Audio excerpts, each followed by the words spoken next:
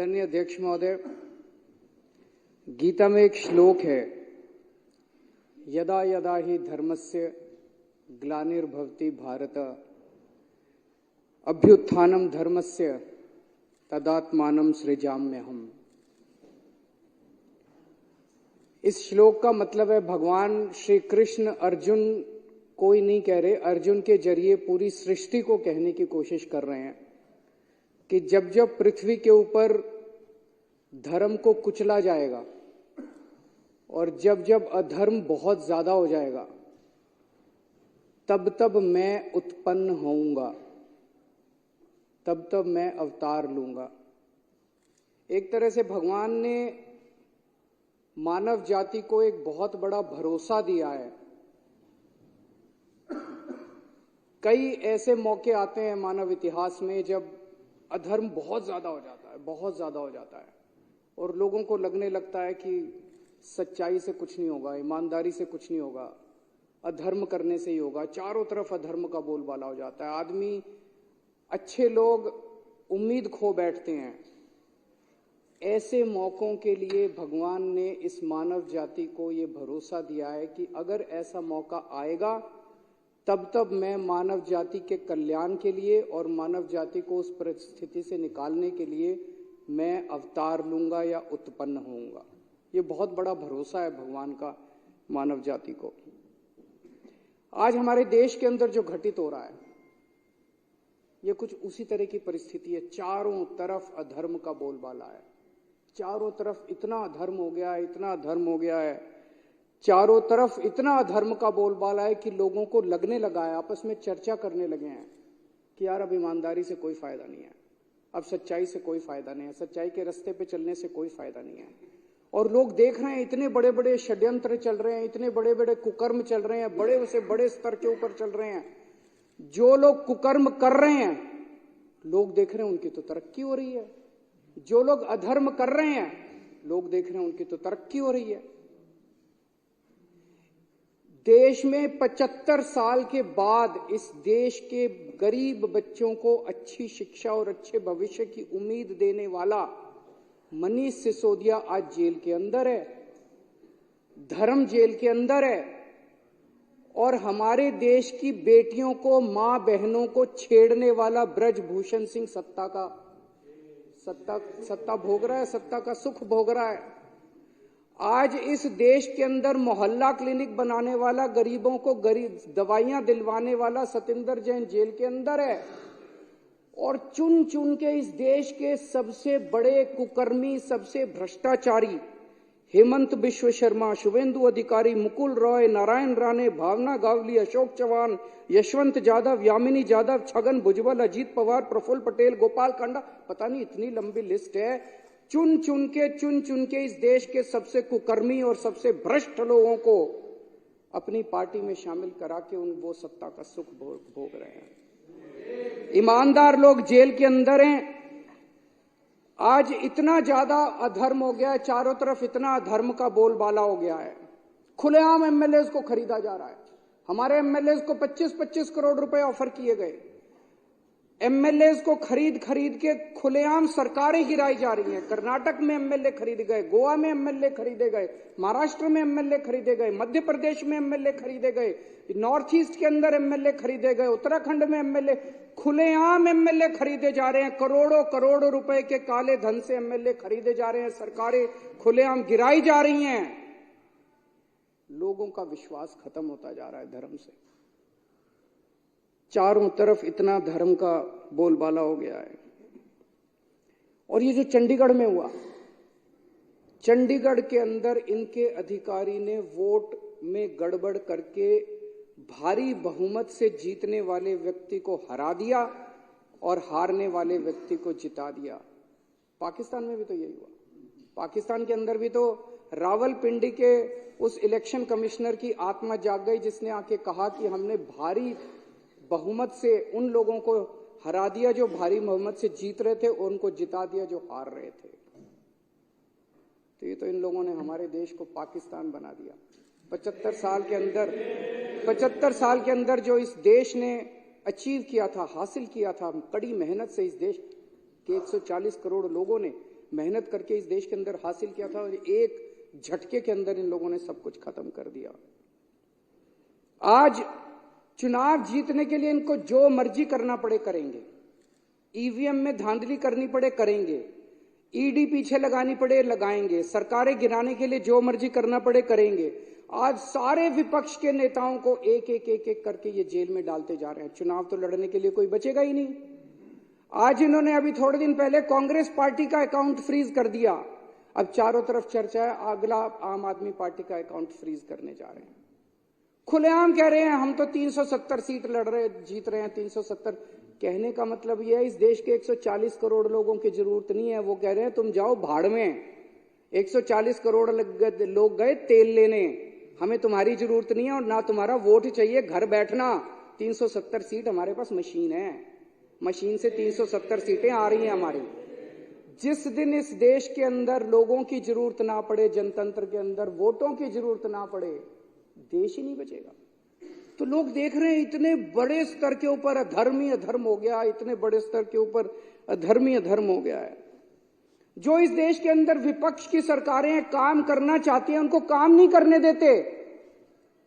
इससे बड़ा अधर्म क्या होगा कि गरीबों की दवाइयां रोक दी गई, अस्पतालों के अंदर गरीबों की दवाइयां रोक दी गई, गरीबों के टेस्ट रोक दिए गए, गरीबों को मरने के लिए सड़कों के ऊपर बेहाल छोड़ दिया गया। इससे बड़ा अधर्म क्या होगा कि मोहल्ला क्लिनिक के अंदर जहां गरीब जाके अपना इलाज कराता है वहां की बिजली रोक दी गई, वहां के डॉक्टरों की तनख्वाह रोक दी गई, वहां पे काम करने वाले नर्सों और कंपाउंडरों की तनख्वाह रोक दी गई, वहां के टेस्ट रोक दिए गए। इससे बड़ा हमारे हिंदू धर्म में कहा गया कि पानी पिलाने का धर्म होता है। इन लोगों ने तो दिल्ली का पानी भी रोक दिया, उसमें भी इन्होंने कसर नहीं छोड़ी। तो लोग देख रहे हैं जितनी सरकारें हैं पंजाब के अंदर, हम जितने काम करने की कोशिश करते हैं, पंजाब भगवान की दुआ से फुल स्टेट है, उतना ये नहीं कर पाते, वहां भी इन्होंने हस्तक्षेप करने में कोई कसर। जितनी ऑपोजिशन नहीं, तमिलनाडु के ले लो, वेस्ट बंगाल के ले लो, केरला की ले लो, कर्नाटक की ले लो, हर जगह ये लोग अपना टांग अड़ाते हैं, काम नहीं करने देते लोग। आज हमारे किसान दिल्ली आना चाह रहे हैं, बताओ क्या कसूर है जी? दिल्ली तो कोई भी आ सकता है, दिल्ली तो देश की राजधानी है, उनके पास कोई हथियार नहीं है, कुछ नहीं, आने दो दिल्ली में। हमने भी तो रामलीला मैदान में आंदोलन किया था, रामलीला मैदान दे दो, बैठ जाएंगे बेचारे। अपना अधिकार, अपनी आवाज उठाने का तो सबको अधिकार है आर्टिकल 19 के अंदर संविधान के। किसानों को नहीं आने देते, ना उनकी फसलों का दाम। वो क्या मांग रहे हैं? वो कह रहे हैं कि हम जो फसल पैदा करते हैं हमें अपनी फसलों का पूरा दाम मिलना चाहिए। बिल्कुल मिलना चाहिए, फसलों का दाम भी नहीं देंगे, प्रोटेस्ट भी नहीं करने देंगे। आज इस देश का युवा बेरोजगार है, उसको नौकरी देने के इनके पास कुछ नहीं है, दर दर की ठोकरें खा रहा है। व्यापारी बुरे हाल है, महिलाएं, उनका घर का खर्चा नहीं चल रहा, महंगाई इन लोगों ने इतनी ज्यादा कर दी। और एक गरीब दिल्ली के अंदर हम देख रहे हैं कि झुग्गियां एक के बाद एक झुग्गियां तोड़ी जा रही है। तो खुलेआम इतना अधर्म हो गया, खुलेआम इतना चारों तरफ इतना ज्यादा अधर्म हो गया कि अब भगवान ने तय किया कि मुझे अवतार लेना पड़ेगा। समय आ गया है जब मुझे उत्पन्न होना पड़ेगा और पिछले मुझे हस्तक्षेप करना पड़ेगा। और पिछले कुछ दिनों की घटनाएं ये दिखाती हैं कि भगवान ने सीधे तौर पे हस्तक्षेप करने की और उत्पन्न होने का निर्णय ले लिया है।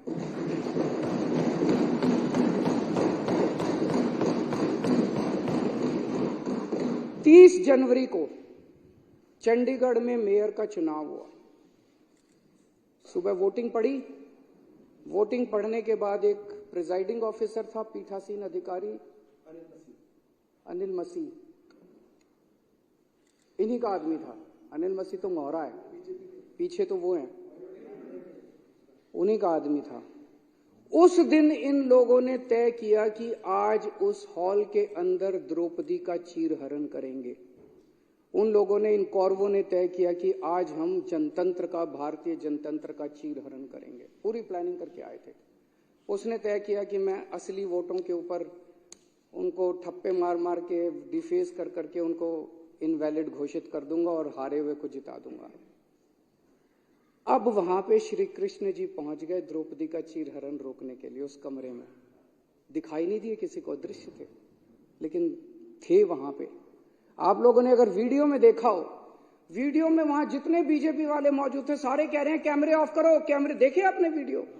सारे चिल्ला रहे हैं कैमरे ऑफ करो, कैमरे ऑफ करो। कैमरे ऑफ क्यों नहीं हुए? श्री कृष्ण जी वहां मौजूद थे, उन्होंने कैमरे ऑफ करने, इन्होंने पूरी कोशिश करी कैमरे ऑफ करने की। उस दिन कैमरे ऑफ नहीं हुए। ये कोई संयोग नहीं है, ये ऊपर वाले का इशारा है, ऊपर वाले का हस्तक्षेप। इतनी बड़ी दुनिया की सबसे बड़ी पार्टी जो पूरे दुनिया के अंदर, हम तो सबसे बड़ी पार्टी, सबसे बड़ी पार्टी को 5 मिनट के अंदर भगवान ने पूरे देश के सामने बेनकाब कर दिया। जो लोग द्रौपदी का चीरहरण करने आए थे, जो लोग भारतीय जनतंत्र का चीरहरण करने आए थे, भगवान श्री कृष्ण ने उनको पूरे देश के सामने उनका चीरहरण करके छोड़ा। और अध्यक्ष महोदय, उसके बाद की जो घटनाक्रम है, जिस तरह से सुप्रीम कोर्ट के अंदर ये मामला चला, हम लोग अदालतों को मंदिर की तरह मानते हैं। न्याय देना भगवान का काम है, न्याय भगवान देता है। इसलिए जज को भगवान का, जब जज अपनी कुर्सी पे बैठ के फैसले सुनाता है तो कहा जाता है कि एक तरह से भगवान फैसला सुना रहा है। लेकिन कल जो कुछ सुप्रीम कोर्ट के अंदर घटा, वो उससे कुछ ज्यादा ही बड़ा था। ऐसे लगा जैसे उस सुप्रीम कोर्ट के अंदर भी कहीं ना कहीं श्री कृष्ण मौजूद थे। ऐसे लगा जैसे वहां सुप्रीम कोर्ट के अंदर भी भगवान मौजूद थे। ऐसे लगा जैसे चीफ जस्टिस ऑफ इंडिया के अंदर भगवान बोल रहे थे। ऐसे लगा जैसे चीफ जस्टिस ऑफ इंडिया के जुबान के ऊपर भगवान बैठे हुए थे, भगवान उनके जरिए बोल रहे थे। तो ये जो कल पूरा घटनाक्रम हुआ, वो ये दिखाता है कि अब हम सबसे पहले तो सुप्रीम कोर्ट का बहुत बहुत शुक्रिया, इस सदन के माध्यम से हम इस सदन के माध्यम से सुप्रीम कोर्ट का शुक्रिया अदा करना चाहते हैं, उस पूरी बेंच का शुक्रिया अदा करना चाहते हैं, खासकर चीफ जस्टिस ऑफ इंडिया का शुक्रिया अदा करना चाहते हैं, जिन्होंने इतने कठिन समय के अंदर हमारे देश को, जनतंत्र को बचाने का काम किया। आज पूरे देश के सामने भगवान ने बेनकाब करके एक साफ साफ मैसेज दे दिया। भगवान ने, बीजेपी चुनाव जीतती नहीं है, बीजेपी चुनाव चोरी करती है। पूरे देश के सामने सबने वीडियो देखा है, सबने किस तरह से सुप्रीम कोर्ट का आदेश सुना है, सबने पूरे पिछले 1 महीने के घटनाक्रम ने पूरे देश के सामने इस पार्टी का चीरहरण करके छोड़ दिया कि बीजेपी चुनाव जीतती नहीं है, बीजेपी चुनाव चोरी करती है। ये कोई संयोग नहीं है कि एक छोटा सा चुनाव, चंडीगढ़ के मेयर का चुनाव क्या होता है, कुछ भी नहीं होता। हमने तो ऐसे सोचा था उस दिन कि ऐसे ही हो जाएगा, हमें तो एक छोटे से चुनाव ने पूरे देश के अंदर सारे देश को हिला दिया। कुछ ना कुछ तो भगवान बताने की कोशिश कर रहे हैं, संदेश देने की कोशिश कर रहे हैं। तो भगवान का संदेश है, मैं आ गया हूं।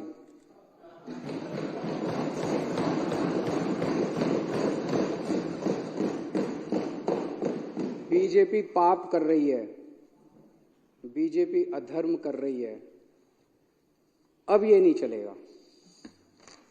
जिन लोगों को लगता था बीजेपी हार नहीं सकती, भगवान ने दिखा दिया कि अगर चंडीगढ़ के मेयर का चुनाव हार सकती है तो बीजेपी देश का चुनाव भी हार सकती है। भगवान ने पूरे देश को एक कॉन्फिडेंस देने की कोशिश करी है कि हिम्मत मत हारो, खड़े हो, तुम लोग एक बहुत बड़े देश के निवासी हो। भारत के लोग एक बहुत बड़ी संस्कृति, हमारा कल्चर 3000-4000 साल पुराना है। डर के मत बैठो, खड़े हो, आप अपना कर्म करो, तुम लोग अपना कर्म करो। कई लोगों को इस देश के अंदर लगता है कि अब तो ईवीएम में गड़बड़ी हो गई, वोट डाल के क्या फायदा है। भगवान कह रहा है बिल्कुल नहीं, वोट डालने जाओ, ईवीएम को मैं संभाल लूंगा। सारे जने वोट डालने जाओ, कोई बिना वोट के मत रहना। वोट डालने जाओ, आवाज उठाओ, प्रदर्शन करो, इनके खिलाफ खड़े हो, भगवान तुम्हारे साथ है। जैसे भगवान ने इनको बेनकाब किया चंडीगढ़ के चुनाव में, भगवान आने वाले समय में भी इनको बेनकाब करेगा और सत्य का साथ देगा। हताश होकर मत बैठो। ये धर्म और अधर्म की लड़ाई है, ये पाप और पुण्य की लड़ाई है। अब आप लोगों को तय करना है कि आप धर्म के साथ हो कि आप अधर्म के साथ हो, आप पाप के साथ हो कि आप पुण्य के साथ हो। जब पांडवों को वनवास जाना पड़ा तो एक बार तो लगा कि अधर्म जीत गया।